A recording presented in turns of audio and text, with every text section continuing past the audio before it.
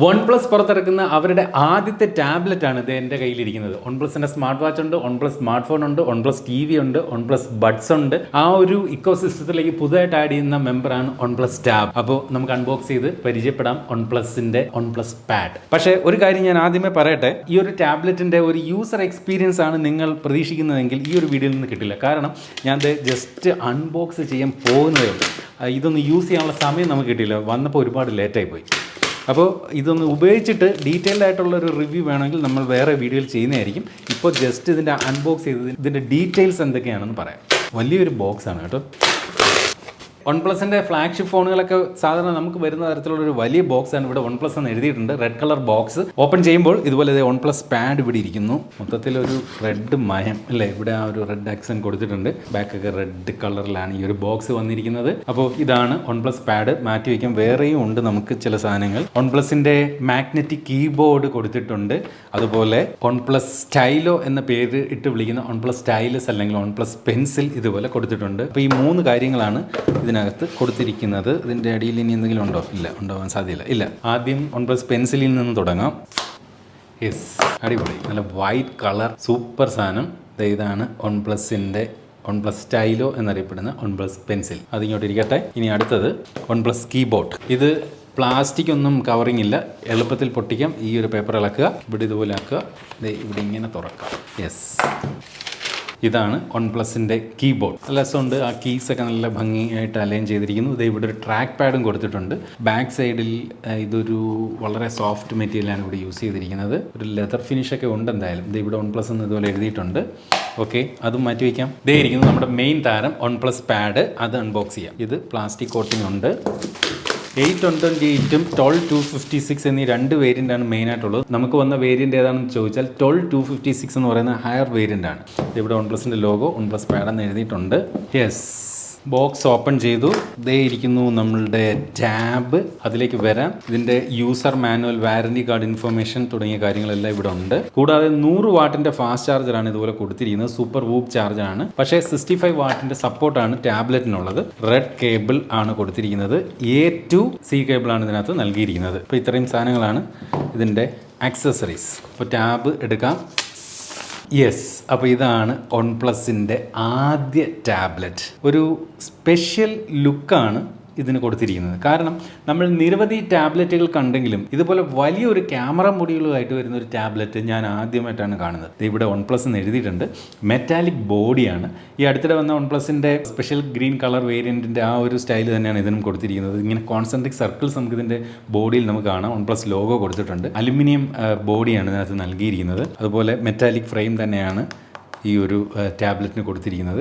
ഈ സൈഡിലേക്ക് നോക്കുമ്പോൾ ഇവിടെ 2 സ്പീക്കർ ഇട്ട് കൊടുത്തിട്ടുണ്ട്. USB Type-C charging port, microphone കാണാം. ഇവിടെ മുകളിലേക്ക് വരുമ്പോൾ വോളിയം റോക്കേഴ്സ്, അതുപോലെ ഇവിടെ ഒരു മൈക്രോഫോൺ കാണാം. ഈ സൈഡിലേക്ക് വരുമ്പോൾ നമുക്ക് ഇതുപോലെ അടുത്ത 2 സ്പീക്കർ, മൊത്തത്തിൽ ക്വാഡ് സ്പീക്കർ, 4 സ്പീക്കറുകളുണ്ട്. ഇവിടെ ആയിട്ട് ഇതിൻ്റെ പവർ ബട്ടൺ നമുക്ക് ഇതുപോലെ കാണാം. താഴെ ഇവിടെ ഇതുപോലെ കീബോർഡ് അറ്റാച്ച് ചെയ്യാനുള്ള പോർട്ടാണ് നമുക്കിവിടെ കാണാൻ സാധിക്കുന്നത്. നമ്മൾ ഇതിൻ്റെ അൺബോക്സ് ചെയ്തപ്പോൾ ഒരു കാര്യം ശ്രദ്ധിച്ചാണ്, ഇതിനകത്ത് സിം ഇജക്ടർ പിൻ ഇല്ല. കാരണം ഇതിനകത്ത് സിം ട്രേ ഇല്ല. അതിൻ്റെ ഒരു റീസൺ എന്ന് പറഞ്ഞാൽ എക്സ്പാൻഡബിൾ മെമ്മറി സ്റ്റോറേജ് ഓപ്ഷൻ ഈ ഒരു ടാബ്ലറ്റിനകത്ത് നൽകിയിട്ടില്ല. മാത്രമല്ല നമുക്ക് ഈ ഒരു ടാബ്ലറ്റിന് LTE വേരിയൻ്റ് ഇല്ല. അതായത് നമുക്ക് സിം ഇട്ടുകൊണ്ടുള്ള 5G അല്ലെങ്കിൽ 4G സപ്പോർട്ട് ഇതിനകത്തില്ല. നമ്മളുടെ കയ്യിൽ ആൾറെഡി ഒരു ഫോൺ ഉണ്ടാവില്ല എപ്പോഴും. അതിൻ്റെ മൊബൈൽ ഡാറ്റ ഇതിനകത്ത് ടെതർ ചെയ്ത് യൂസ് ചെയ്യാം, അല്ലെങ്കിൽ വൈഫൈ യൂസ് ചെയ്യാം. ആ രീതിയാണ് എനിക്ക് പേഴ്സണലി അതാണ് ഇഷ്ടം. എന്തിനായാലും നമുക്കൊന്ന് പവർ ഓൺ ചെയ്യാം. ഓൺ ചെയ്യുമ്പോൾ ഇതുപോലെ OnePlus എന്നും പവേർഡ് ബൈ ആൻഡ്രോയിഡ് എന്നും എഴുതി കാണിക്കുന്നു. അടുത്തിടെ OnePlus പുറത്തിറക്കിയ അവരുടെ ഹെഡ്സെറ്റ് ഉണ്ടല്ലോ, രണ്ടുമൊക്കെ ഏകദേശം സെയിം കളർ പാറ്റേൺ ആണ്. ഞാൻ ഈ ഒരു കീബോർഡ് ഇതിനകത്ത് അറ്റാച്ച് ചെയ്തിട്ടുണ്ട്. അതുപോലെ ഈ ഒരു പെന്നും ഇതിനോടൊപ്പം ബ്ലൂടൂത്ത് വഴി കണക്ട് ചെയ്തിട്ടുണ്ട്.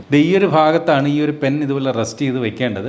അപ്പോൾ അവിടെ ഇരുന്നുകൊണ്ട് ഇത് പിന്നെ ഓട്ടോമാറ്റിക് ഫുൾ ചാർജ് ആയിക്കൊണ്ടിരിക്കുകയും ചെയ്യും. കീബോർഡ് അല്ലാതെ മാഗ്നറ്റിക്കലി അറ്റാച്ച് ആവുന്ന തരത്തിലാണ് ഇതിനകത്ത് സെറ്റ് ചെയ്തിരിക്കുന്നത്. 6.5 mm ആണ് ഇതിൻ്റെ ഒരു തിക്നെസ്. അതുപോലെ ഈ ഒരു ടാബ്ലറ്റിന്റെ വെയിറ്റ് വന്നിട്ട് 552 ഗ്രാം ഭാരം മാത്രമാണ്. നോക്കി, നമ്മളിങ്ങനെ കയ്യിലൊക്കെ പിടിക്കുമ്പോൾ ഇവിടെ ഈ ഒരു ഭാഗത്ത് ഇതുപോലെ ഫിംഗർ പ്രിന്റ് നല്ല രീതിയിൽ പതിയുന്നുണ്ട്. പക്ഷേ ഈ ഒരു കീബോർഡ് കേസ് ഇതുപോലെ ഉപയോഗിച്ച് കഴിഞ്ഞാൽ അത്തരമൊരു പ്രശ്നം പിന്നീട് വരില്ല. എന്ത് തന്നെയായാലും ഈ ഒരു കീബോർഡ് കൂടി അറ്റാച്ച് ചെയ്ത് കഴിയുമ്പോൾ ഒരു ഐപാഡിന്റെ ഒക്കെ ഒരു സെറ്റപ്പിലേക്ക് ഈ ഒരു ടാബ്ലറ്റ് മാറുകയാണ്. 11.61 ഇഞ്ചിന്റെ IPS LCD ഡിസ്പ്ലേ ആണ് കൊടുത്തിരിക്കുന്നത്. ഈ ഒരു ടാബ്ലറ്റിന്റെ പ്രൈസ് റേഞ്ചിൽ നമുക്ക് AMOLED ഡിസ്പ്ലേ ആരും പ്രതീക്ഷിക്കും. പക്ഷെ ഒരു കാര്യം ഞാൻ എടുത്തു പറയട്ടെ, ഈ ഒരു ടാബ്ലറ്റിന്റെ ഡിസ്പ്ലേ IPS LCD ഡിസ്പ്ലേ ആണെന്ന് ആരോടെങ്കിലും പറഞ്ഞാൽ മാത്രമേ അവർ വിശ്വസിക്കൂ. അല്ലാതെ ഈ ഒരു ഡിസ്പ്ലേ ക്വാളിറ്റി കണ്ടാൽ ആരും തന്നെ ഇതൊരു IPS IPS LCD ഡിസ്പ്ലേ ആണെന്ന് വിചാരിക്കില്ല. കാരണം അത്രയും ഒരു AMOLED ഡിസ്പ്ലേയുടെ ക്വാളിറ്റി ഡെലിവർ ചെയ്യുന്ന ഒരു ടാബ്ലറ്റ് തന്നെയാണ് OnePlus Pad എന്ന് പറയുന്ന ഈ ഒരു ടാബ്ലറ്റ്. നമ്മൾ അടുത്തിടെ OnePlusന്റെ Nord CE3 Lite എന്ന് പറയുന്ന ഈ ഒരു സ്മാർട്ട് ഫോൺ നമ്മൾ റിവ്യൂ ചെയ്തിരുന്നു. അന്നും ഞാൻ എടുത്തു പറഞ്ഞിരുന്നു ഇതിന്റെ ഡിസ്പ്ലേയും ഈ പറഞ്ഞ IPS LCD ഡിസ്പ്ലേ ആണ്.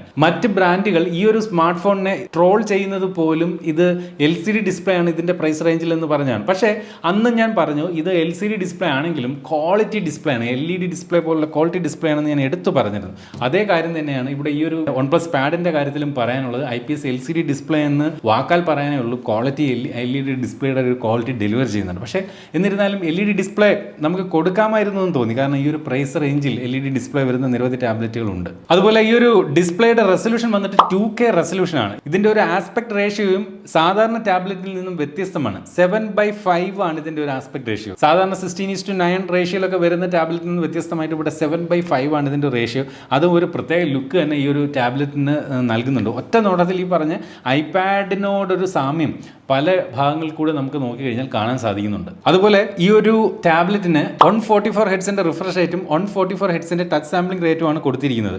അപ്പോൾ IPS LCD വിത്ത് മാക്സിമം റിഫ്രഷ് റേറ്റ് എന്ന് വേണമെങ്കിൽ നമുക്ക് ഇതിനെ വിശേഷിപ്പിക്കേണ്ടിയിരിക്കുന്നു. അതുകൊണ്ട് തന്നെ വളരെ റെസ്പോൺസീവ് ആണ് ഈ ഒരു ടാബ്ലറ്റിന്റെ ഡിസ്പ്ലേ. അതുപോലെ തന്നെ HDR10+ന്റെയും ഡോൾബി വിഷന്റെയും സപ്പോർട്ട് ഈ ഒരു ടാബ്ലറ്റിനകത്ത് നൽകിയിട്ടുണ്ട്. 500 നിറ്റ്സ് ആണ് ഈ ഒരു ടാബ്ലറ്റിന്റെ പീക്ക് ബ്രൈറ്റ്നസ്. ഓക്കെ, ഔട്ട്ഡോർ വിസിബിലിറ്റിക്കൊന്നും വലിയ വിഷയങ്ങൾ വരില്ല. നമ്മൾ ഇത്തരത്തിലുള്ള ടാബ്ലറ്റ് ഒന്നും അധികം പുറത്ത് വെച്ചൊന്നും ഉപയോഗിക്കാറില്ല, കൂടുതലും ഇൻഡോർ യൂസിനാണ്. ഒരു ഭയങ്കര ബ്രൈറ്റ് ആയിട്ടുള്ള ഡിസ്പ്ലേ ഒന്നും അല്ല, എങ്കിലും ഓക്കേഷ് ആയിട്ടുള്ള ഒരു ബ്രൈറ്റ്നസ് തന്നെയാണ് ഈ ഒരു ടാബ്ലറ്റിന്റെ ഡിസ്പ്ലേ നൽകുന്നത്. ഇതിന്റെ പെർഫോമൻസ് സൈഡിലേക്ക് വന്നു കഴിഞ്ഞാൽ മീഡിയടെക്കിന്റെ Dimensity 9000 എന്ന പവർഫുൾ പ്രോസസ്സറാണ് ഈ ഒരു ടാബ്ലറ്റിനകത്ത് നൽകിയിരിക്കുന്നത്. നമ്മൾ നിരവധി ടാബ്ലറ്റ് പരിചയപ്പെട്ടിട്ടുണ്ട്. സാധാരണ വരുന്ന ടാബ്ലറ്റിലൊന്നും ഇത്രയും പവർഫുൾ ആയിട്ടുള്ള പ്രോസസ്സറുകൾ സാധാരണ കണ്ടു വരാറില്ല. നോർമൽ ടൈപ്പ് ആൻഡ്രോയിഡ് ടാബ്ലറ്റുകളിൽ ഇത്രയും പവർഫുൾ ആയിട്ടുള്ള ഒരു പ്രോസസ്സർ കൊടുത്തിരിക്കുന്നത് കൊണ്ട് തന്നെയും മികച്ച ഗെയിമിങ്ങിനും ഒക്കെ നമുക്ക് ഈ ഒരു ടാബ്ലറ്റ് നല്ല രീതിയിൽ ഉപയോഗിക്കാൻ സാധിക്കും. അത്രയും പവർഫുൾ ആയിട്ടുള്ള ഒരു പ്രോസസ്സറാണ് ഈ ഒരു ടാബ്ലറ്റിനകത്ത് കൊടുത്തിരിക്കുന്നത്. അതുപോലെ തന്നെ ഈ ഒരു ടാബ്ലറ്റിന് മാക്സിമം 12GB റാം നൽകിയിട്ടുണ്ട്. 256GB ഇന്റേണൽ മെമ്മറി ഇതുപോലെ കൊടുത്തിട്ടുണ്ട്. ഈ ഒരു റാം ടൈപ്പ് എന്ന് പറയുന്നത് ലേറ്റസ്റ്റ് ആയിട്ടുള്ള LPDDR5 റാമുമാണ്. അതുപോലെ സ്റ്റോറേജ് ടൈപ്പ് UFS 3.1 അപ്പോൾ ഇതെല്ലാം കൂടി ചേരുമ്പോൾ ഈ ഒരു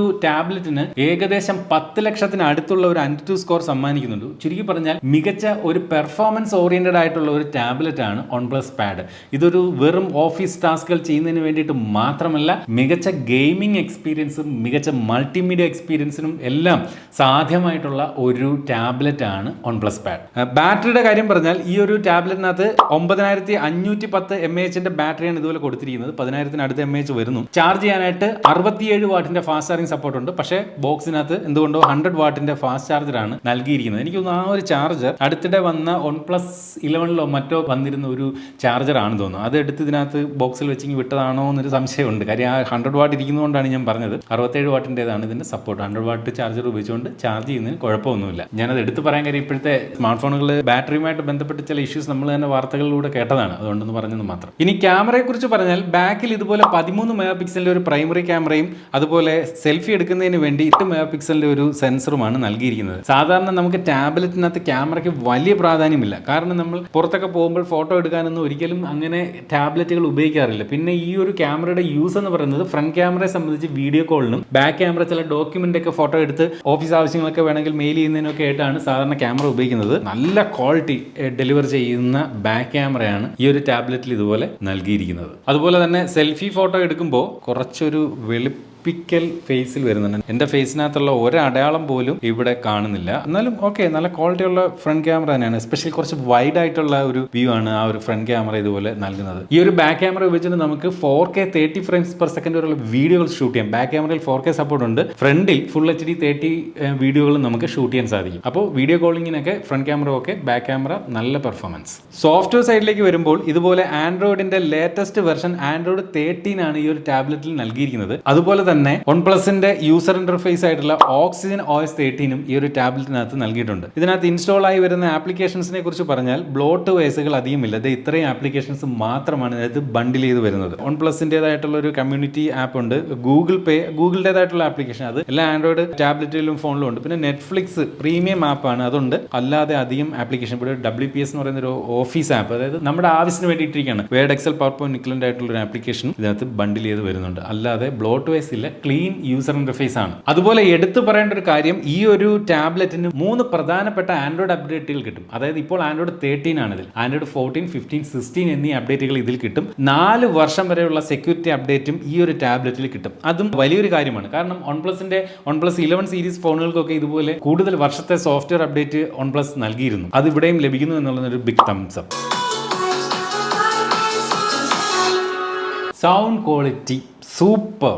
ഞാൻ ഈ ഒരു ടാബ്ലറ്റിനകത്ത് ഇതുവരെ കണ്ടതിൽ എനിക്ക് ഏറ്റവും ഇതിനകത്ത് ഇഷ്ടപ്പെട്ട കാര്യം ഇതിന്റെ സൗണ്ട് ക്വാളിറ്റിയാണ്. ഏറ്റവും top notch sound quality. Quad speaker, 4 സ്പീക്കറുണ്ട്. എടുത്തു പറയേണ്ട ഒരു കാര്യം, നമ്മൾ ഈ ഒരു രീതിയിൽ ഒരു ലാൻഡ്സ്കേപ്പ് രീതിയിലാണ് ഈ ഒരു ടാബ്ലറ്റ് പിടിച്ച് നമ്മൾ പാട്ട് കേൾക്കുന്നതെങ്കിൽ അപ്പോൾ ഈ ലെഫ്റ്റ് റൈറ്റ് ഈ സൈഡിൽ നിന്നുള്ള ഒരു സൗണ്ട് പ്രൊഫൈലായിരിക്കും നമുക്ക് കൂടുതൽ കേൾക്കാൻ സാധിക്കുന്നത്. എന്നാൽ നമ്മൾ തിരിച്ച് ഇതൊരു പോർട്രേറ്റ് മോഡിൽ പിടിക്കുമ്പോൾ സൗണ്ട് നമുക്ക് ഈ ഒരു ടാബ്ലറ്റിന്റെ ലെഫ്റ്റ് റൈറ്റിലേക്ക് മാറി വരുന്ന രീതിയിലാണ് ഇതിന്റെ ഒരു സെറ്റിംഗ്സ്. എന്ത് തന്നെയാലും കിഡിലൻ സൗണ്ട്, മികച്ച സൗണ്ട് ക്വാളിറ്റി നൽകുന്നതിന് വേണ്ടി ഇതിനകത്ത് ഡോൾബി അറ്റ്മോസിന്റെ സപ്പോർട്ടും നൽകിയിട്ടുണ്ട്. ഈ ഒരു ടാബ്ലറ്റിനകത്ത് മറ്റൊരു കുറവ് കൂടിയുണ്ട്, ഇതിനകത്ത് ഫിംഗർ പ്രിന്റ് സംവിധാനം കൊടുത്തിട്ടില്ല. AMOLED ഡിസ്പ്ലേ ആയിരുന്നു എങ്കിൽ ഇതിനകത്ത് ഇൻ ഡിസ്പ്ലേ ഫിംഗർ പ്രിന്റ് കൊടുക്കാമായിരുന്നു. പക്ഷേ IPS LCD ആയതുകൊണ്ട് തന്നെയും ഇതിനകത്ത് പവർ ബട്ടണിൽ മറ്റോ സൈഡ് മൗണ്ടഡ് ആയിട്ട് വേണം കൊടുക്കേണ്ടിയിരുന്നത്. പക്ഷേ എന്തായാലും കൊടുത്തിട്ടില്ല. എന്നാൽ ഇതിനകത്ത് ഫേസ് അൺലോക്ക് നൽകിയിട്ടുണ്ട്. ഞാനിപ്പോൾ ഇവിടെ ഫേസ് അൺലോക്ക് ആയിട്ടുണ്ട്. ജസ്റ്റ് സ്വൈപ്പ് ചെയ്യുമ്പോൾ അൺലോക്ക് ആകുന്നുണ്ട്. ബ്ലൂടൂത്ത് വെർഷൻ 5.3 നൽകിയിരിക്കുന്ന ഈ ഒരു ടാബ്ലറ്റിനകത്ത് വൈഫൈ വെർഷൻ 6 ആണ് നൽകിയിരിക്കുന്നത്. അടുത്തായിട്ട് ഇതിന്റെ പ്രൈസിംഗ് ആണ് പറയാനുള്ളത്. പ്രൈസിംഗ് പറയുന്നതിന് മുമ്പ് ഇതിന്റെ ഗുണങ്ങളും ദോഷങ്ങളും ഒറ്റയടിക്കൊന്ന് പറയാം. ഇതിന്റെ ഏറ്റവും പ്രധാനപ്പെട്ട ഗുണങ്ങൾ എന്ന് പറയുന്നത്,